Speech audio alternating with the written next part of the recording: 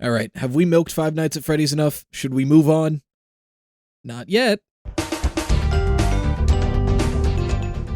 Okay, for real though, FNAF Security Breach was a blast to play, and I love the game to bits.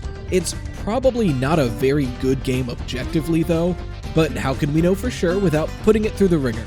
So here's a way to still get some easy clicks, but also help to continue to transition the channel into something that talks about all kinds of video games, not just FNAF. Because she was there for most of it, my lovely wife Amy will be joining us again.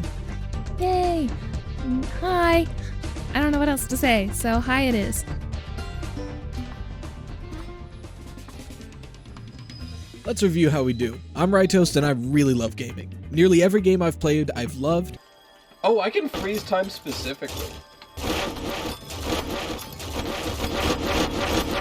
The bad ones I've liked. National pizza in Italy, the pineapple pizza. Pineapple pizza. And the glitchy, unplayable messes have given me some of my favorite memories. Which admittedly is gonna be... What the fuck, game? That's not even the right form of Chica.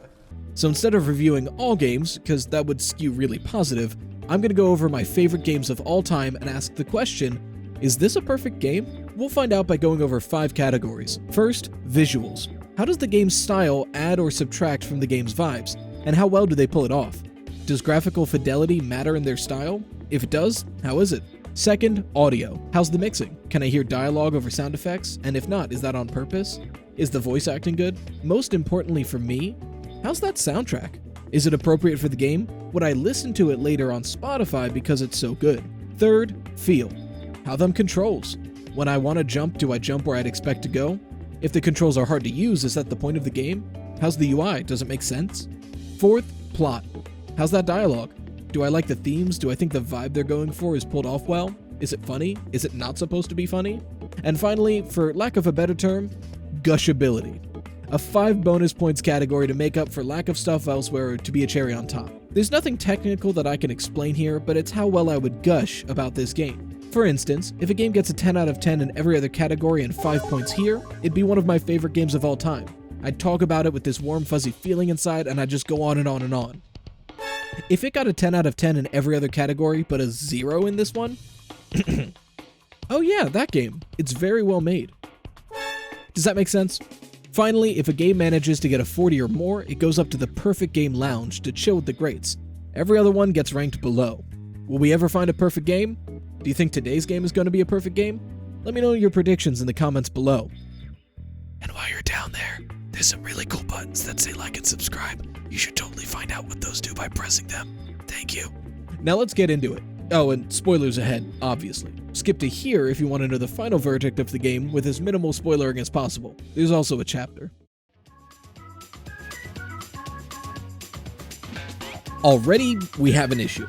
On one hand, the game looks very good. It's well polished and all the animations are very well done. And there are some genuine amazing visual moments.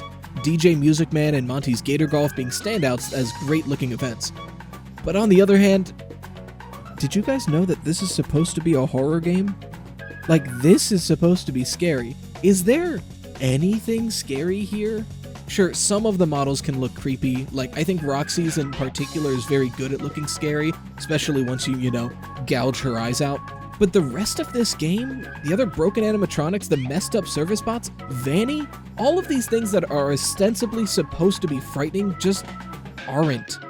Whether it's their impact, the way they're not really a threat, or the fact that even in a broken state, they're not really scary. Even the jump scares, the one thing that's supposed to scare you, the ultimate expression of horror in the Five Nights at Freddy's games are lukewarm at best, sometimes off-putting, certainly not frightening.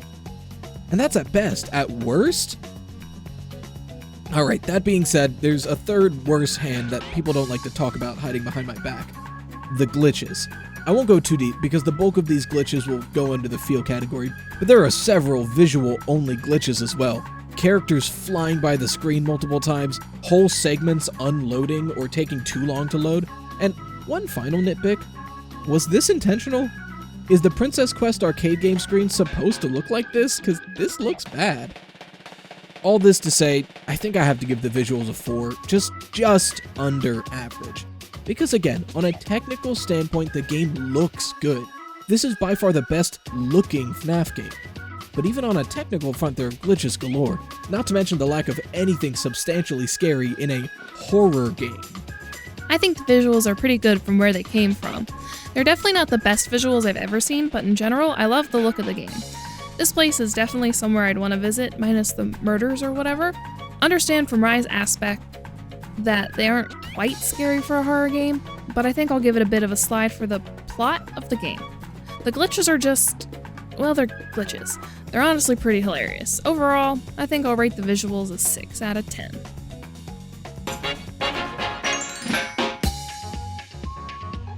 This one's a mixed bag as well. The voice acting overall is pretty good, and the sound effects work decently, and the music is pretty great. I actually love the music in the DJ Music Man boss fight, and I listen to it frequently. I love the daycare theme too, but I don't listen to it on the daily. I have ADHD, but it's not that bad. The problem here is, well, the mixing. So often does the dialogue gets lost in the music, or you hear voice lines from characters that aren't even there, or even in the same area of the mall. It messes up so frequently, it's honestly pretty funny. Side note, that's only tangentially audio related, but the dialogue has a volume scaler, and if you turn it all the way down, it actually tricks the game into never activating cutscenes that trigger based on dialogue, because the dialogue doesn't play. Just a funny glitch. Not as much to say in this section, but for a score, I'll probably go 7. Like I said, the music is honestly great, and the VA and the sound effects are sufficient, but the mixing is all over the place, and it can definitely ruin moments trying to be scary. I'm gonna be honest, I barely remember the audio of the game. The voice acting was pretty okay, and I think Gregory sounds like a kid, and the internet is pretty much all over Freddy's voice if I remember the memes correctly. Freddy, you're supposed to be on lockdown. Vanessa, I threw up. I'm just gonna go with Rye's answer of 7 out of 10. I trust his instinct there. Okay, Rye just showed me the soundtrack, and I agree, it slaps. So yeah, 7 out of 10 definitely.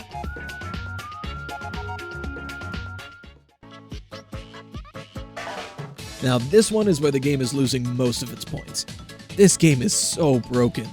Before we get into the weeds, let's talk bare bones controls. They're decent. You're just walking and sprinting and jumping, being available but only necessary for like 4 times depending on the path you take. Freddy is easy enough to control as well. The problem comes in the user interface and the glitches. For one, the UI in this game is just broken beyond repair. The watch is clunky to use, and it's never really clear where the cameras you click on are going to point, leading to a lot of confusion whenever you get to a new room. The look they went with in the final game is just so disjointed than the trailer's design. It feels like I'm opening a separate window. For the love of God, why is the inventory on the pause menu? It's an in-game item list, and they have tabs for everything else in the watch. They even had a tab for inventory in the watch in the trailer with the good watch. Why did they move it to the pause menu? It feels so weird. Now, the glitches are another huge problem. They didn't really fit into any other category, so they're in feel because, well, feels bad, man. This game is broken. In my casual playthrough, I had all these things happen. And like I went through at length in one of the previous FNAF videos, link in the card if you want to watch it, because it'll give it more views. My secret ending attempt was snuffed right at the end of a 3-hour stretch because of a soft lock. And because at the time of release there was no saving past 6 AM, I just gave up and watched the ending on YouTube. Really spoiled it. If something is hard, that's one thing. But if something becomes unfair and difficult because you're fighting wall pop-ins and multiple copies of animatronics, that's just bad. Yeah, the feel here gets a 3. 3 for competent basic controls. Jump, walk, run. Everything else feels-wise sucks here. The UI, the glitches, and just the mess the state of the game. I hear the first major patch is coming out soon and should address a large chunk of the issues here, but the fact that this was the state of the game at release is just unacceptable. I didn't play the game at all. However, watching Rye struggle with the layout of the game, the glitches that practically caused him to die and start over, not fun for him, but hilarious for me. Can I give an NA rating, or should I just, I'll give it a 1.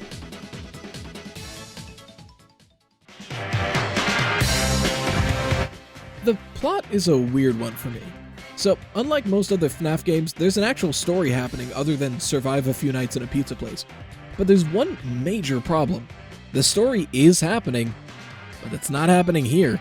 From our perspective, we really only get Gregory and Freddy trying to get out of the pizzaplex at all costs. But then at the end of the game, you get this dialogue. You've Freddy, if I leave now, nothing will change, will it? There will be more disappearances. Yes, I am afraid that is correct. Gregory, you have a choice to make. The door is open, and you can go. Or you can continue to investigate the secrets of the Pizzaplex. I feel there is something else going on besides Vanny. The who? The missing what? Not to mention, if you didn't take the Chica path, which we did so it wasn't as jarring, that's the first time they ever used the word Vanny. Where'd they hear that from? I thought we were just trying to escape, but apparently this whole time we've been fighting back like a resistance? If we're fighting back, why is Freddy so shocked when you dismantled his clearly malfunctioning friends? Shouldn't he be in the know? Shouldn't he be rooting us on? I'm not in the know. I don't know nothing. It feels like they had a different plot at some point in development. I mean, listen to these lines from one of the trailers. You will do as I say. You will bring me what I want. And if you fail me, then you will. Both of you burn! Why is Monty demanding stuff? Gregory, we can get you out of here. You and me together. Why is Vanessa trying to save us? It honestly feels like they had to switch the plot of the game entirely, but left the endings from the original plot, which just makes them feel like the endings of a completely different game altogether. The story here gets a 4. It's just so disjointed, and I didn't even mention the lore implications of this game. For the uninitiated, the lore of FNAF games is complicated, but it's one of the best parts of the franchise. The problem with this game is the lore is, well, a mess. Like Mr. Pathu of Game Theory said, like I said, this game throws Freddy spaghetti at the wall and sees what sticks.